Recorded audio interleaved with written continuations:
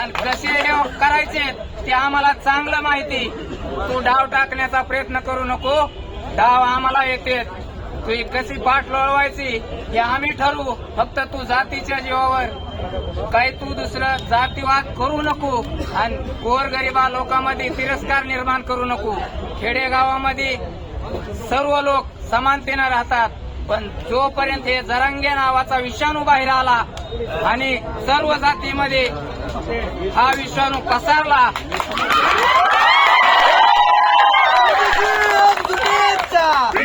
जरांगे नावाच्या विषाणूपासून आपण सर्व ओबीसी समाजाने सावध राहायचं. हा विषाणू इतका घातक आहे. सर्व समाजामध्ये त्यानं तेढ निर्माण केली आणि इथून पुढं जर तू दादागिरीची भाषा जर करशील तर ते खपून घेतलं जाणार नाही.